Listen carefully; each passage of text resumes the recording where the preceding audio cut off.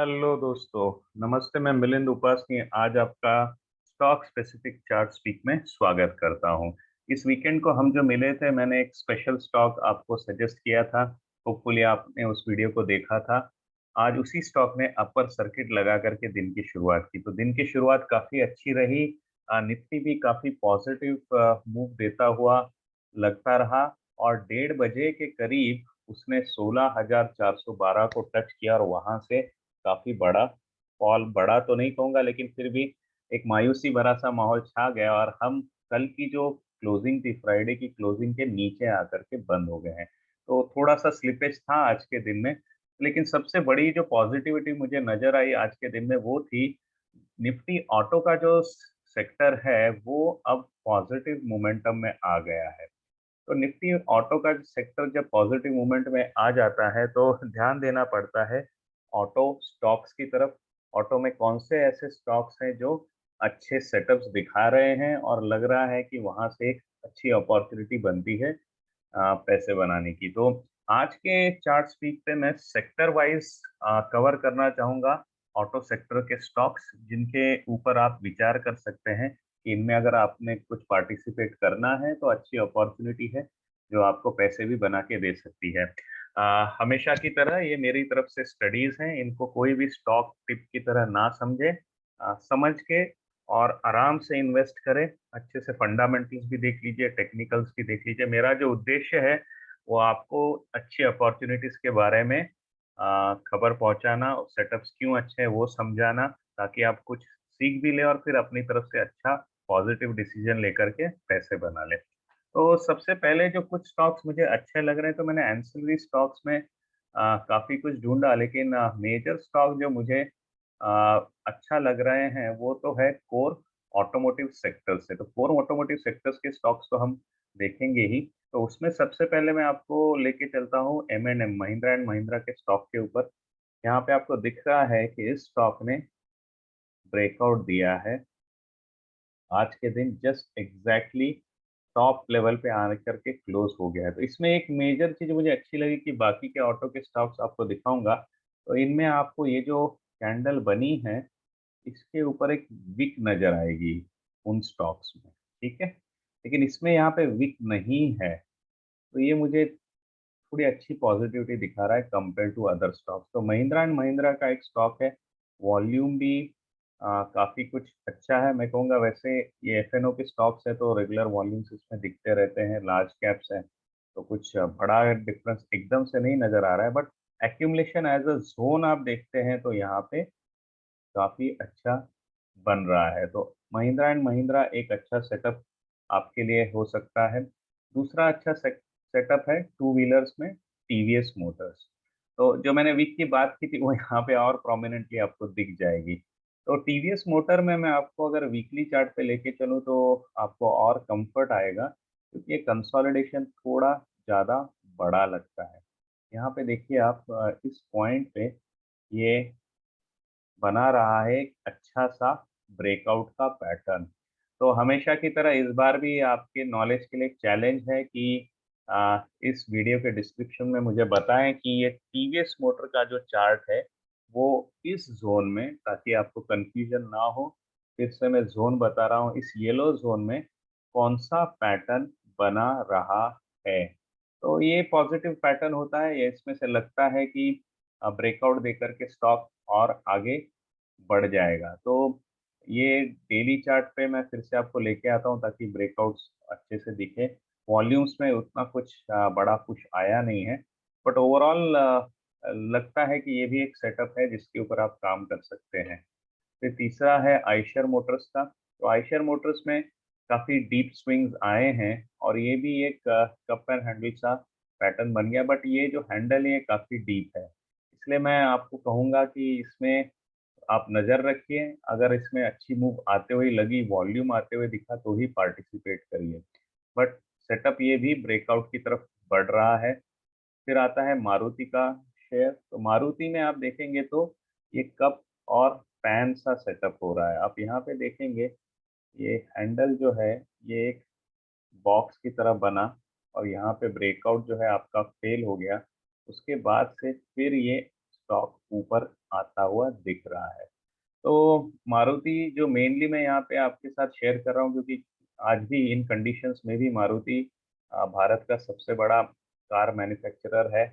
तो ये इस रैली में से स्किप तो आप नहीं कर पाएंगे, तो इसको लेना भी एक अच्छी अपॉर्चुनिटी होगी। और मेनली 200 डेज का जो आप अगर इसको स्टॉप लॉस लेकर के चले, आज गैप अप भी मिला था, तो ये स्टॉक भी एक पॉजिटिविटी दिखा रहा है जिसके बारे में आप सोच सकते हैं।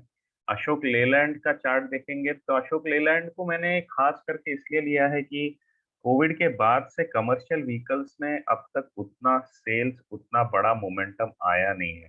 और यहाँ से लग रहा है कि जिस तरीके से अभी इकोनॉमी काफी स्टेबल हो गई है, 6-7 महीने से कोरोना के अलग अलग वर्जन्स आके चले गए दुनिया में, लेकिन हमको टच नहीं कर पाए हैं। तो उससे कमर्शियल व्हीकल्स का जो वॉल्यूम है, डिमांड है, वो बढ़ती हुई नजर आएगी। And Ashok Leyland is very well set in that zone. तो ये perfect cup and handle proper breakout आया है और इसमें वॉल्यूम भी अच्छा दिख रहा है। तो एक स्टॉक जो जरूर आप सोच सकते हैं वो होगा अशोक लेलैंड। दूसरा स्टॉक जो अब तक मैंने देखे हैं उन चार्ट्स में मैं आपको बता सकता हूँ, वो हो सकता है M&M, क्योंकि ये प्रॉपर ब्रेकआउट है with no wick on top of it. Two wheelers में आएंगे तो आप टीवीएस मोटर के बारे में सोच सकते हैं, क्योंकि वीकली पे ये काफी अच्छा सेटअप लग रहा है। और एक टू व्हीलर स्टॉक है वो है हीरो होंडा। लेकिन हीरो होंडा के सेटअप में आप देखेंगे कि 200 डीएमए के ऊपर आ तो गए हैं, वॉल्यूम नहीं मिला और ऊपर से बहुत बड़ी सेलिंग का वीक बना है। तो कहीं पे तो भी यहाँ पे उतना कन्विंस नहीं हूँ मैं। तो टू व्हीलर में इस समय TVS motor is very good bet. फिर टाटा मोटर का तो मैं कभी स्किप नहीं कर सकता हूँ ऑटो स्टोरी में से। मेनली ये काफी अग्रसर है ईवी सेक्टर में। तो ईवी जो है वो एक अलग से थीम पकड़ लीजिए, ग्रीन एनर्जी, और उसमें आप टाटा मोटर को पकड़ लीजिए, तो उस थीम के अंडर भी ये स्टॉक आता है। और इस स्टॉक का प्रेजेंस कमर्शियल व्हीकल्स में भी है। तो मैंने इसको पिछले सेशन में, मेरे ख्याल से पिछले हफ्ते, रिव्यू भी किया था कि 420 की जो प्राइस है उसके ऊपर अगर ये आ जाए और वहां पे टिके तो एक अच्छा सेटअप हो जाएगा। तो 428 200 डीएमए के लाइन से ये आज रिवर्स हुआ है। तो इसको अभी तो मैं नहीं कहूंगा आप जंप करिए इसके ऊपर, लेकिन अगर इस लाइन के ऊपर क्लोज हो जाए और उससे भी ज्यादा आप सेफ चाहते हैं तो 460 के ऊपर क्लोज हो जाए, 428 का स्टॉप ले करके आप इसको आगे प्ले कर सकते हैं। अगर आप पेशेंस नहीं है आप में तो मैं कहूंगा अभी मत आइए इसमें, 460 के बाद में इसमें एंट्री लेने की सोच सकते हैं। तो ये प्योर प्ले सेक्टरल लेवल के रिव्यूज थे, जिसमें मेरी सोच में आज की तारीख में काफी अच्छे बेट्स होंगे Ashok Leyland, Mahindra and Mahindra four wheelers में। टू व्हीलर्स में होगा टीवीएस। और फिर भी अगर आपको नजर रखनी है तो हीरो होंडा, मारुति और आइशर पे रखिए। टाटा मोटर एक मेरा डेफिनेट बेट होगा जब ये 460 क्रॉस करेगा 428 के स्टॉप लॉस के साथ। तो ये ऑटो सेक्टर्स के स्टॉक्स है। मैंने एंसिलरी स्टॉक्स देखे थे, उनमें सिर्फ मुझे इतना कॉन्फिडेंस नहीं आया है, क्योंकि उनका ट्रेंड जो है वो काफी वीक चल रहा है। जैसे मदरसन सुमी हम देखते हैं, तो ये काफी अच्छे स्टॉक्स हैं, लेकिन आप ये अभी 200 डीएमए के नीचे है और बेस बनाना चालू है, तो इनमें मुझे कुछ ब्रेकआउट सेटअप आता हुआ नहीं दिखा। मैंने मिंडा कॉर्प को भी देखा, तो कोशिश की मैंने कि ऑटो के जो मेजर प्लेयर्स हैं उसमें से निकल करके अगर छोटे प्लेयर्स में कहीं पे कुछ एंसिलरीज में भी आपको प्ले कर सकते हैं, तो अब तक वहां पे मुझे कुछ अच्छी स्टोरी नहीं नजर आ रही है। लेकिन मेजर प्लेयर जो ओईएम्स हैं उसमें एमएनएम का सेटअप है, फिर टीवीएस का सेटअप है, अशोक लेलैंड का सेटअप है, ये काफी स्ट्रेंथ दिखाता हुआ लग रहा है। और एक स्टॉक है जो ऑटो सेक्टर से रिलेटेड है, लेकिन मैं आज इसको शामिल कर रहा हूँ वेरी स्ट्रॉन्ग ब्रेकआउट सेक्टर के अंदर। तो ब्रेकआउट स्टॉक्स में ये स्टॉक आता है सेप्को, CEBBCO। तो सेप्को का सेटअप आप देखेंगे तो ये एक अच्छा ब्रेकआउट दे रहा है, वॉल्यूम भी मिल गया है। और ठीक से आप देखेंगे तो ये भी एक प्रॉपर VCP बनाता हुआ, या आप कह सकते हैं कप एंड हैंडल बनाता हुआ ऊपर गया है। तो सेप्को को जरूर नजर डालिए एज अ ब्रेकआउट प्ले। तो सेक्टोरल प्ले में इसको पकड़ने की बात मैं नहीं करूंगा क्योंकि इतना बड़ा प्लेयर नहीं है सेक्टर का, but as a breakout play जरूर इसको देखिए। शांति गियर भी और एक है जो कोशिश आज अच्छी हुई ब्रेकआउट लेने की, लेकिन बड़ा सा वीक बन गया दिन का एंड आते आते। फंडामेंटल्स इसके अच्छे हैं और ये जो कलेक्शन ऑफ कैंडल्स हुआ है वो भी बताता है कि काफी अच्छा बेस है 220 से 230 के रेंज में, और किसी तरीके से इसने अगर 245 के ऊपर क्लोज दे दिया तो ये अलग मोड में आ जाएगा। तो ये भी एक अच्छा ब्रेकआउट स्टॉक आप देख सकते हैं। एक ट्रिकी सा सेटअप है ईज माई ट्रिप का। आप बोलेंगे ट्रिकी क्यों है, तो मेनली इसका रिजल्ट एक्सपेक्टेड है। तो अगले एक दो दिनों में इसका रिजल्ट एक्सपेक्टेड है और वहां से रिजल्ट रिएक्शन क्या होगा ये आपको संभल करके अगर आप चल सकते हैं या इसकी वोलेटिलिटी को उस रिजल्ट के दौरान आप झेल सकते हैं तो ईज माई ट्रिप पे जरूर ध्यान दीजिए। फंडामेंटल्स बहुत अच्छे हैं, क्वार्टर टू क्वार्टर परफॉर्मेंस अच्छा रहा है। अगर आप प्रॉक्सी प्ले करना चाहते हैं e commerce, technology as well as travel tourism sector में, तो बहुत ही अच्छा स्टॉक है ईज माई ट्रिप। और आज का ब्रेकआउट काफी बोल्ड था, अपर सर्किट पे क्लोज हुआ है, वॉल्यूम एक्यूमुलेशन यहाँ पे कंटिन्यूसली दिख रहा है। तो ये और एक अच्छा ब्रेकआउट सेटअप है। फिर है अरिहंत कैपिटल, इसको आप इवॉल्व होने दीजिए। तो 95 के ऊपर का क्लोजिंग जो है ये आपको यहाँ पे काफी अच्छा हेल्प कर देगा अगली मूव के लिए। सेटअप आप देखेंगे तो ये हो रहा है एक बॉक्स के अंदर का कंसोलिडेशन, और जितना मैं देखूं मैं इसको प्रॉपर डबल बॉटम बोल सकता था, लेकिन बीच में ये एक फॉल भी आया था जिसमें से गया है। तो ये एक अच्छा स्टॉक है। 95 के ऊपर आप ध्यान रखिए कि प्योर प्ले मोमेंटम के लिए आप इसके साथ काम कर सकते हैं।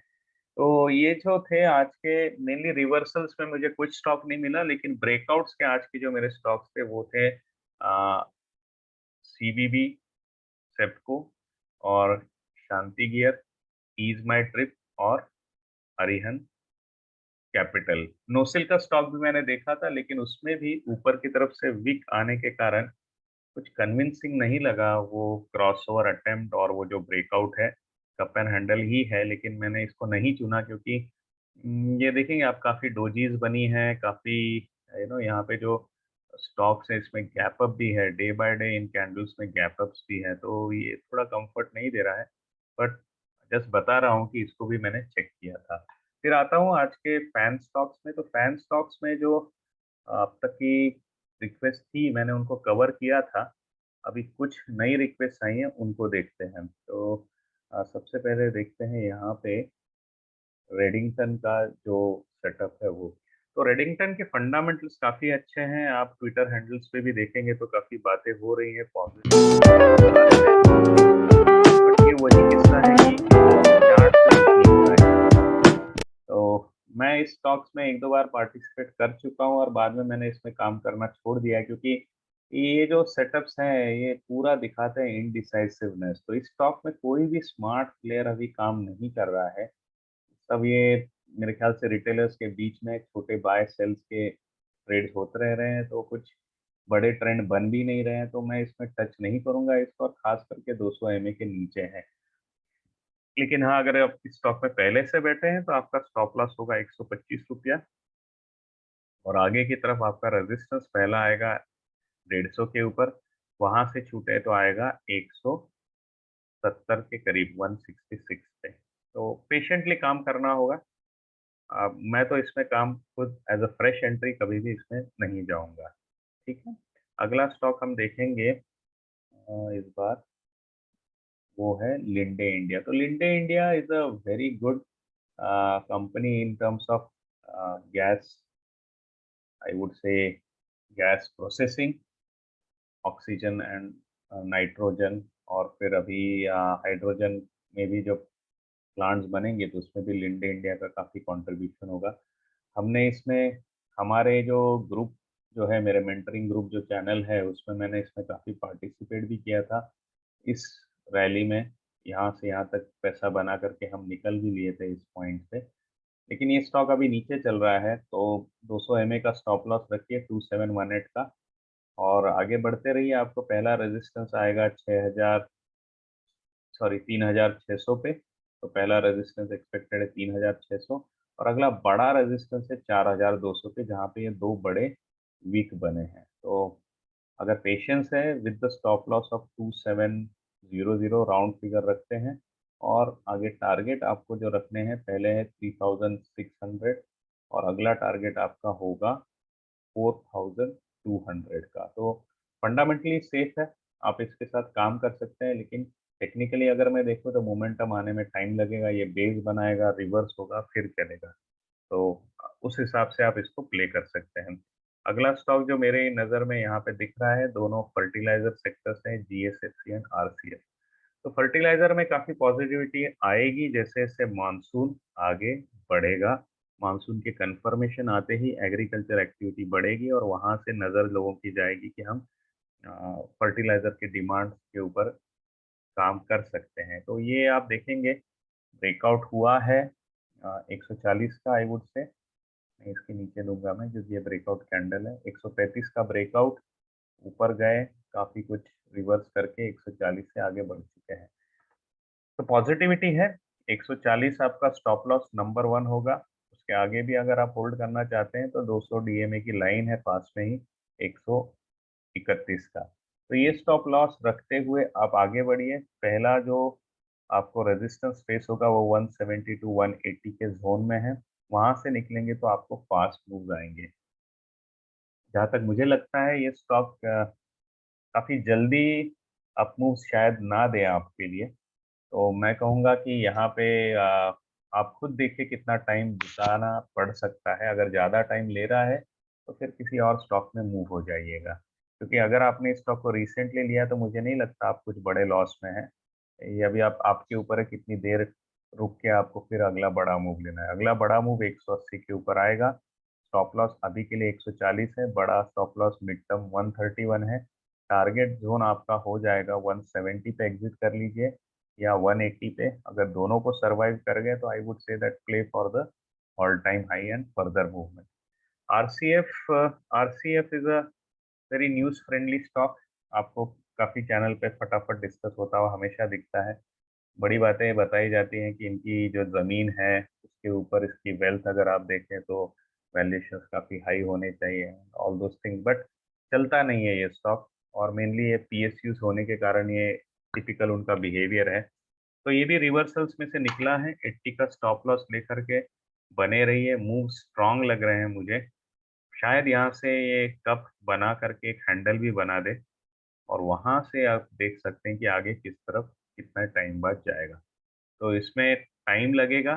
फ्रेश एंट्री तो अभी रिस्की है। स्टॉप लॉस आपका जो रखना है, आप देख सकते हैं वन वे रैलीज हुई हैं आते और जाते दोनों टाइम्स। तो स्टॉप लॉस यहीं पे है 80s पे, 200 एमए की लाइन पे, और इंतजार करिए, शायद ये हैंडल बना करके फिर आगे जाएगा। वैसे लॉन्ग टर्म सेफ है, पीएसयू स्टॉक है, बट आपकी पेशेंस को टेस्ट करेगा। तो ओवरऑल मैंने मेरी तरफ से आज के आपके लिए sectoral stocks, breakout stocks, as well as fan stocks भी कवर किए हैं। अगर आप खुद सीखना चाहते हैं इन स्टॉक्स को ढूंढना, तो ज़रूर मेरे टेक्नो फंडा मास्टर क्लास की जो अगली बैच है जून 22 की, उसमें पार्टिसिपेट करें। इसमें मैं कवर करता हूँ technical analysis, fundamental analysis, right from basics leading up to a complete strategy. पूरी स्ट्रैटेजी यहाँ पे डिस्कस होती है। मैं स्टॉक्स कहाँ लेता हूँ, क्यों लेता हूँ, इन स्टॉक्स को किन फंडामेंटल्स पे हम सिलेक्ट करते हैं, और फिर एंट्रीज कब लेते हैं और कब इसमें एग्जिट्स लेते हैं।